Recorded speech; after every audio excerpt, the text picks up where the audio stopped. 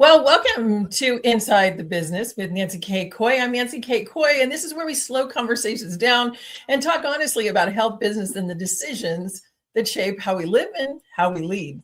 So today I'm bringing you back two founders that I deeply believe in.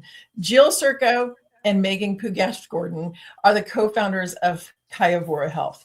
KaiAvora is working at the intersection of oral health and women's health, systemic health, prevention, diagnosis, and whole body wellness. And today's conversation is going to be a little different than what we usually do. Jill and Megan are currently raising money through GoFundMe. And I asked them to come back because this is the kind of effort that women need to know about. And we need to talk about this and we need to support this because raising money is hard for any founder. But for women founders, the road is even harder. All women founding teams have historically received less than 3% of venture capital funding. So recent reporting shows in 24 and 25, all women founding teams received about 2.3% of venture capital money. And that's just, I mean, you can say to yourself, well, that's just really not fair, but it's just fact. So that means that many companies built by women, and I've been there, especially for women, with women that are meeting real health needs, need to keep in mind that most of these women never get the capital that they need to reach the people that they've been destined to serve. So KaiAvora matters because women's health has been fragmented for way too long, and oral health has been left out of the broader healthcare conversation for way, way too long. And women have gone way too long without understanding why hormones, inflammation, and microbiome, pregnancy, perimenopause, menopause, aging, and systemic health may all be connected. So today we're going to talk about the mission, the raise, and why this matters and why women supporting women. And Jill and Megan, welcome back to the show. I'm so glad you're here. And for everyone who missed our first conversation, remind us what KaiAvora is building. So Jill, what? So great to be back, and we really appreciate having another conversation. I think this is so exciting. We're getting closer and closer to our official launch date, and what we have is a product. KaiAvora is a personalized women's health platform that helps women better understand their health through looking at the powerful connection between what's happening in their mouth, what's happening in their oral biological system, and the rest of the body. Megan, you want to say a little bit more? Yeah, and just a reminder that the mouth and oral health is about more than dentistry and having a pretty white smile. It's about how the biology in your mouth and in your oral ecosystem is connected to your whole body, and it's affected by everything else going on in your body, your immune system, your hormones, your metabolism. So we're trying to bring that science to consumers through personalized assessments and trusted resources, salivary screenings, and to help women engage with their providers and be on top of their health. Which is fantastic. I think a lot of people really miss this, that our mouth is our gateway. And we have to realize that this has so much to do with our entire body. And I think the world is starting to listen. So when someone hears oral health, they may actually immediately think, right? They think about the dentist. And just like you said, Megan, teeth or cleaning, or how do you really help people understand that KaiAvora is so much bigger than just that pretty smile? Yeah, I think we have a lot of ways that we can help. I think one of the goals of this fundraiser and also of our company at large is to help people understand that as we're moving forward, thinking about different health concerns, especially as they relate to women, it's really doing a disservice to us all if we're ignoring this giant piece of our body, which is our oral ecosystem. and there's a lot of talk right now about the gut microbiome. We also know the oral microbiome is the second largest microbiome in the body. There's so many things happening in the mouth at any given time, and it's one of the most accessible ways to get information about what's happening in our bodies. It's one of the earliest places that different signs of health and disease can show up. And we're just not using that as a way of prevention and diagnosis. And we want to bring that whole conversation into play. This isn't dentistry. This isn't about dentistry. This is about how do we take what's happening in our mouths and learn more about our body and all of the different interconnected systems. And just to say, like as a side note, dentistry isn't the only profession to focus and zero in on specific body parts, right? We know that this is how we do medicine in the United States. We look at different body parts. We're navigating a fragmented healthcare system that's looking at how each individual thing is working and not looking at the big picture of how are all of these interconnected systems impacting one another. And as a result, we're missing information. We're missing vital information. And we're really hoping to change that in terms of women's health and how we approach different conditions that women are affected by. Yeah, that's fantastic. I think so many women, this is just going to be music to their ears because they've been trying to figure things out for so long. Like, why is this? Why is that? And when you really look at the whole picture, it makes such a difference. So, ladies, why did you decide to launch a GoFundMe raise at this time in your company? Yeah, we've reached a point in our company's development where it's time. We have the science, we have the kind of infrastructure built, and it's time to really get this off the ground. And as you pointed to, very little funding goes to women founders. We also have an additional challenge that very little funding in healthcare, 2% of funding in healthcare capital goes to women's health. So we have two layers of like difficulty here. And when it does go to women's health, it usually is going to reproductive health, fertility, things like that, not post having kids.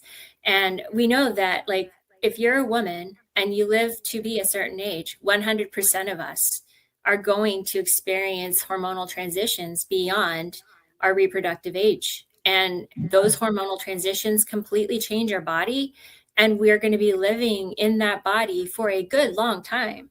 So Hopefully. We want to talk about like, how do we promote health post raising children? How do we stop waiting until everything in our body is breaking down to start thinking about our bodies and how we can support health in our bodies? Like these are the kinds of questions that we're thinking about right now. So part of the reason for the GoFundMe is to raise money to support a movement where we bring to light all of these different considerations that we've been talking about and have women demand more from their healthcare systems. And part of the reason that we're doing this GoFundMe is to also show venture capital and others, women care about their health. Women are ready to invest in their health. Women are done being told, oh, just handle it, just live with it. You're a woman. You can like this is just part of being a woman.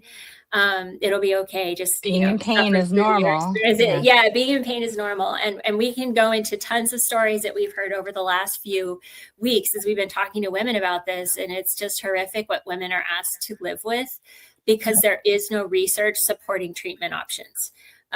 So we're trying to approach this problem from a lot of different angles. We want women to know that we want to hear from them. We want their voices to be part of how we shape this platform. And we want them to have be empowered to ask for more and demand more from their healthcare systems. Yeah, it's fantastic. And you're so right that for years we've been just told, oh, what you're going through, it's normal. It's normal. No, it's not. No, it's not. It's not acceptable. It's not acceptable. I mean, we spend so much money on neurotoxins and, the Botoxes and the Restylines and, making ourselves wrinkle-free or whatever. But, we need to take care of what's on the inside because I mean, not to get real personal, but I'm watching my dad, who is currently in hospice, who was a very, very powerful man in California. He was one of the guys that ran Cal Fire. And he is literally completely debilitated. And I'm just constantly reminded that without our health, we have nothing. I mean, Yeah. we have nothing. And I think this is so much bigger than people even really think about. When you really pull back the onion and you think about when you go to work and you feel crappy or you just don't feel 100%. You're not going to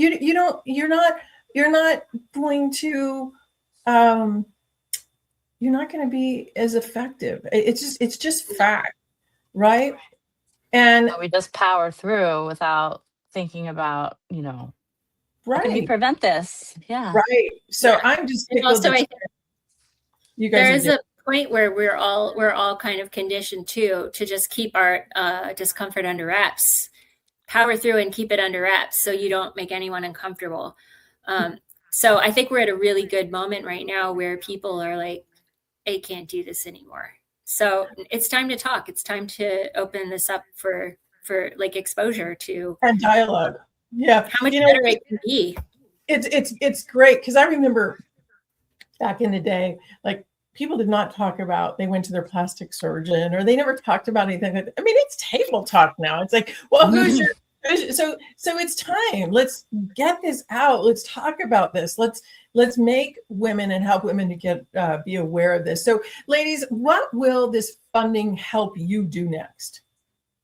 I think the most important thing is, to establish this movement, this foundational community around the connection of oral health to overall health with a focus on, women and hormonal transitions. And, that will allow us to launch a digital platform that will have personalized assessments and all the education, science-based um, research on emerging technologies, areas to have conversations and interact with other women and providers and get the care that we need, depending on the results of our assessments or whatever's going on in our body.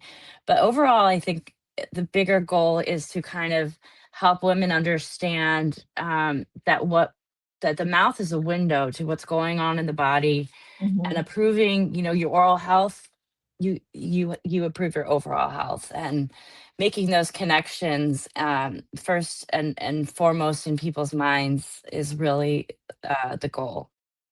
Which is great. And I love what you guys are doing. Your technology is fantastic. I happen to know the guy who's building it for you pretty well. And he is absolutely just incredible architect. And the baseline that you provide for women is incredible, because I think we're just in the dark. And what you guys are bringing to the world, it's almost like when people, to a certain degree, when they got 23andMe came out, and you're like, oh, wow, I have all these ancestors I didn't even know I had, or I had all these, well, I have these family members that I didn't even know that I had, right? All this kind of stuff. I mean, and some of those were good. Some of those were maybe like a little shocking. But, and I happen to know a couple of people who were kind of shocked by that. But, Right. but just the same, you guys are really, it's an eye opener.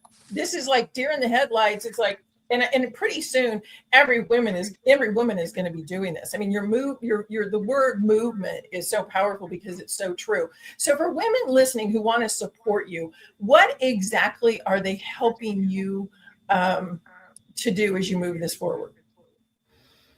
Yeah, I mean, they're helping create a place where women can get information about all the ways that different hormonal transitions, autoimmune diseases, cancer treatments, medication, and aging can cause changes in her mouth, her gums, her saliva, her oral tissues, the microbiome. But they also are helping us get the word out that, oral inflammation and gum disease and other changes in your mouth are not just about your dental health. It's an early warning system to what's happening in your body. So if something is changing in your mouth, you need to know why. You need to ask why. It's telling you something. It's giving you a message. And we want to use this platform to help people identify, like, well, what are some of those messages and who do I talk to find out more? Right. Supporters are helping women get this information earlier and ask better questions and know who to talk to before problems become more serious. And I think too, like, you know, there's so much that goes into building a company. So listening to the support and how they help us move us forward. It's about getting this word out more broadly to everyone in the United States. And that goes for men too. Like, we're focused on women's health right now, but anyone can benefit from thinking about the mouth as a window to what's happening in the body, and using the body as a source of information and as a source of prevention for other health concerns. Well, one thing that has happened, as I've gotten to know you guys, is there is a lot of women, when you started talking about this gateway, if you will, there has been a lot of women who, especially clinicians, who have come to the table and just said, wow, thank you. This is so great. Yeah. We're so excited about this. So those of you who are listening, this isn't just Jill and Megan just coming up with this idea. I mean, clinically, both of you guys are PhDs. You both have an incredible background, but you also have a lot of clinical support. So the women that get behind this and get involved now, you really are helping to leave a legacy. And this is going to fall down to your kids and your grandchildren. This isn't just a movement for today. This is life changing. So you're addressing this huge gap many women honestly don't even know exists. And what are women not being told today about the connection between hormones and overall health? Oh, I just lost a headphone. Women are not being told that, you know, things that, as Jill said, the mouth is an early warning sign of other things going on. So, you know, if in my case, for example, I've talked about this, I think, on the other podcast, but I'll tell the story again. I was always a model dental patient. I never had a cavity. I always had perfect, you know, A+ from my dentist. And all of a sudden, after when I was about 37, things just started to go haywire with my oral health. And I had no idea that it was from my hormones. And I'm a scientist. So the fact that, you know, it never occurred to me, no one told me. Yeah. And I didn't even think to bring it up to my doctors. I mean, I thought I was doing something wrong. I immediately, you know, of course, blame myself like we love to do as women and said I must be doing something wrong, not enough, you know, flossing, not, you know. And it took a good 5 or more years till the light bulbs went off. And I said, "Oh, that's what it is." So if I didn't know, I mean, how is anyone gonna know? How are other people? Yeah. And so it's really, if you like Jill said, if you notice any changes, right away ask questions, because you know your provider should know this and they should be talking to each other. So what are those symptoms though? Yeah, so I just want to add one more thing before we move on. Yeah. There are a lot of symptoms which we can go into, and we just want to also put a plug in. Like, we're posting content all the time about this. We want people to be aware of like what symptoms and things they should be looking for, or can be like attributing to changes in their mouth, to changes in their hormones, to changes in their body, because it's not just hormones, it's also chronic conditions that we're thinking about. But I wanted to add, one of the things that women don't know, in addition to the connections, is that there are a lot of treatments available and things that can alleviate those symptoms. And then secondly, their providers may not know that these are connected. Their providers may not know, even dentists don't necessarily know the changes that hormones cause in the mouth, because this is not part of medical curriculum today. And we know this, we've been talking to a lot of people in women's health, that even menopause is not part of the curriculum really for OBGYNs. So like if you think about it, the huge gap right now in knowledge, it's far beyond oral health. Like it covers all Great point. departments. Yeah. Great point. Great point. And that's not to say that every change in your mouth means that, there's something wrong, very wrong, or you have a disease or something wrong. But, you asked what symptoms to be on the lookout for. First of all, increase in bleeding gums is a big red flag. So if that happens, definitely talk to your dentist. Dry mouth, increased sensitivity is something I had a lot of. Increase frequency of your dentist telling you have cavities. That's a big red flag. If you spent your whole life having one set of oral health metrics and then all of a sudden it changed, well, what's going on? Like, what's going on? Yeah. Pain is another one. Don't ignore pain. Get it checked out. We've heard some horrific stories of people ignoring pain. It's not good. Yeah, well, and it's so like when you think about your teeth, you're like, you just don't, I think just most people just don't associate it. So ladies, less than 3% of venture funding has historically gone to all women, and especially women founding teams. And as women founders building a company that's really focused on women's health, how does this really impact you? Yeah, I mean, it's impossible to separate our experience as women founders, I think, from this larger history of underinvestment in women's health. For us, it's very related. Women's health companies, we know, are often required to prove the need repeatedly. We're being asked to provide more data, more traction, evidence of success in ways that men don't. And we know that we're like, if we're all competing, right? All of these women's founders are competing for that small little percentage of funding. It's small, it's really small. And so one of the great things right now is that there are a lot of new women investors that are coming out and starting firms. That's really great. And women's health is receiving more attention.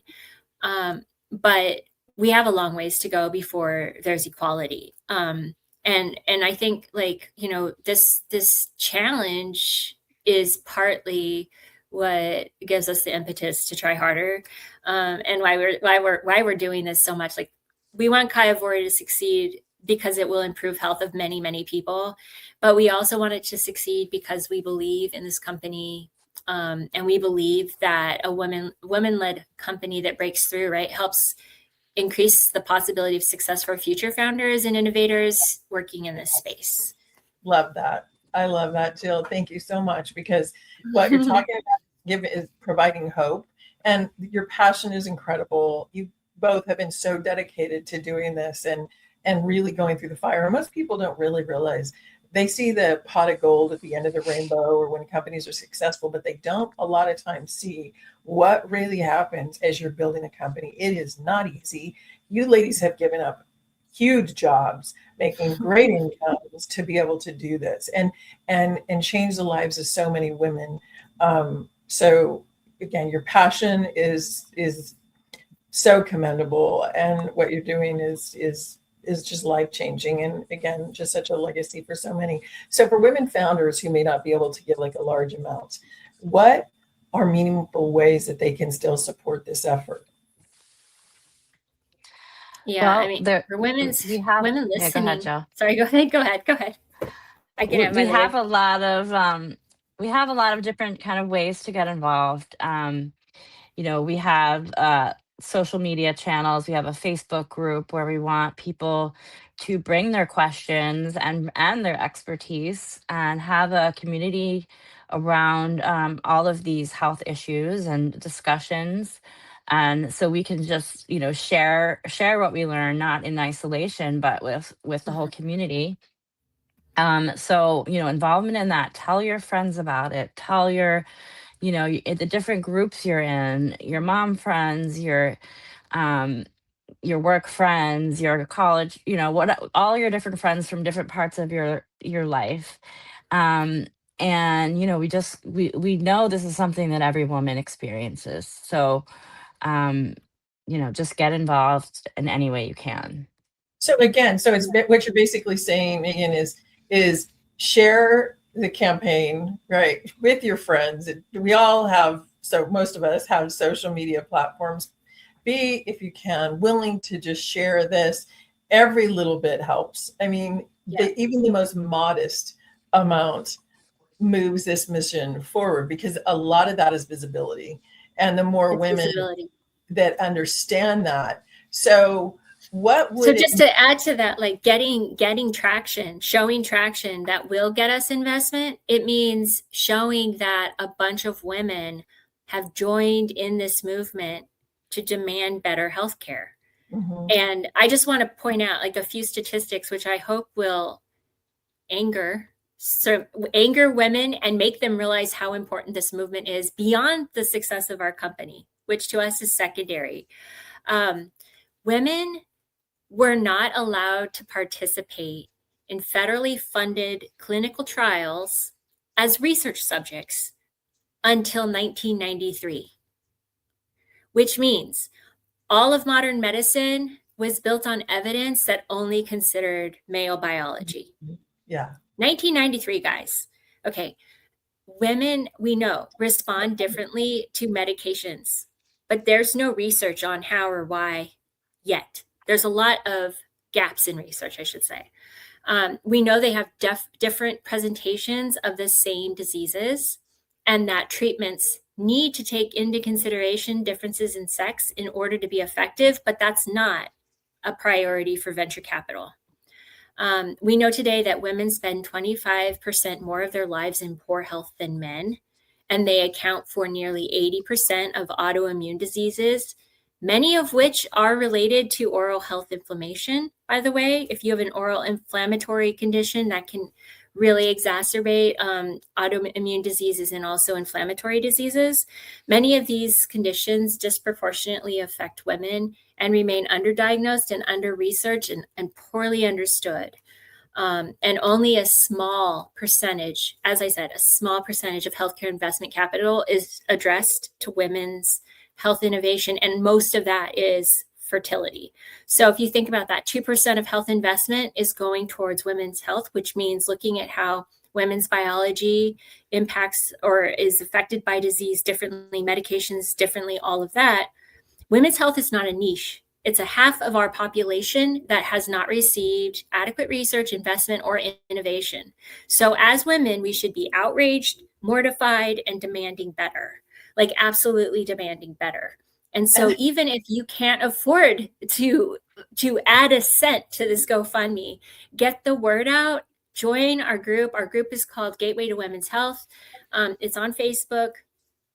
We want to have conversations about this. We want to brainstorm with people. It's a global community. We have people from all over the world who are joining in on this. We want to raise awareness, because awareness is where change happens.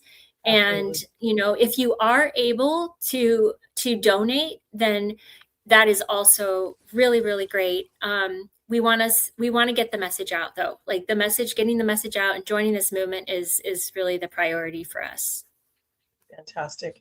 Women live longer than men. Yeah. I mean, we miserable. Miserably. We live longer in bad health. Yeah, bad health. Yeah, kind of crazy. And we're the ones that have to go through labor. We have to go through 9 months. Yeah. And, for those of us who have birthed children. Right. So before I let you go, I want to ask you one final question. What do you want every woman listening to know before she closes this episode? Both of you. So maybe Megan, maybe you can start us off, and then Jill, if you can. I'd love you both. I mean, it seems very simple and repetitive, but your mouth is not separate from your body. Just that simple. Your mouth is not separate from your body. It's a window to your body. Excellent. Jill? I would say, you don't have to suffer. So there is a lot of suffering that women experience that the majority of doctors will tell you is okay and normal, and there's nothing showing up in your blood work. So you're just, a little bit, we've heard stories. We've heard about the WW, right? The whiny woman. Like, there's all these different things that we've been told as women that we just have to live with. And I want to say that there's a lot of good new research out. There's a lot of really informed providers. And if you can't find someone who can help alleviate your symptoms, contact us and we will help find you someone, because we know a lot of people. And yeah, like, I just think like so many things are like, we have to connect the dots for each other because medical providers are not doing that. So don't suffer. Don't suffer. So I want to pause here because I think this is really super important. Not everyone listening can invest in a company. Not everyone can write that big, large check, but most of us can do something, and we can contribute what we can. And that means that could be sharing the campaign. That could be telling your friends. When your girlfriends are saying to you, I just feel horrible and I can't figure out why, share this information. And if you would, send it to 5 women who care about women's health. I mean, ladies, we can post this. And this isn't just for guys. There's a lot of amazing guys out there that are super supportive of women. I've been honored to work with several of them. And those guys, our hats off to you. Please help. Please help these ladies get the word out. Get the word out. And we can talk about it. Don't be afraid to talk. That's the other thing.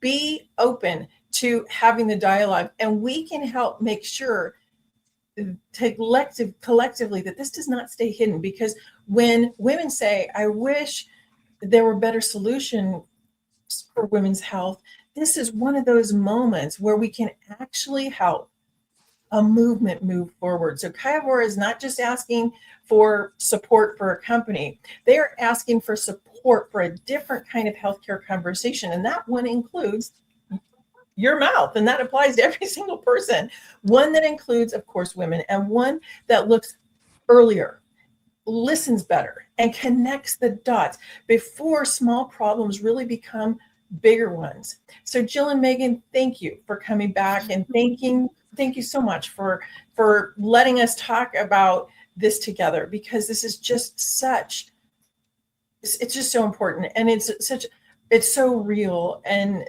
what you guys are building is just so meaningful. The mission, the science, the funding, the courage, and the reality of what it takes to bring something into the world. I know I've done it a few times, and it is not easy. And I believe this work matters, and I'm grateful that you're willing to have these honest conversations about what it takes to fund and build a company that is designed to help women understand that their health, really understand their health in a completely different way. So thank you again to both of you. Thank you. So absolutely. Thank you to everyone listening. Please support KaiAvora's GoFundMe campaign. Give what you can. Share it with women in your life. Send it to someone who cares about women's health prevention, innovation, healthcare diagnosis, or other women founders. And remember, support does not always need to be a large, huge financial contribution. And sometimes the share, the introduction, the repost is just as important, because we're usually 5 steps away from somebody who really, really can help. So as a way of saying thank you for listening to Inside the Business, I just want to share my heart and thank you so much I'm a mom, I'm going to be a grandma again, and for my daughter-in-laws, and for the legacy. This impacts every one of us. So if this conversation really resonated with you, I'd invite you to check out my work at nancykaycoy.com. You can check out my book, which is Stop Selling, Damn It. It's for founders, leaders, and sales teams and business owners who are just really tired of chasing the yes and want to build something real with trust and alignment, and business really that comes back over and over again, because selling, it chases the yes, and solving earns it. And for those of you in healthcare, dental, or patient-facing businesses, I'm also building Verified, which is a patent-pending platform focused on compliant money conversations and payment pathway compliance at point of care.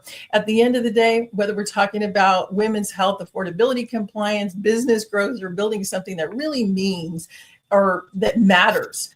The mission is the same: better conversations, better systems, better outcomes. Thank you for listening to Inside the Business, and we'll see you next time.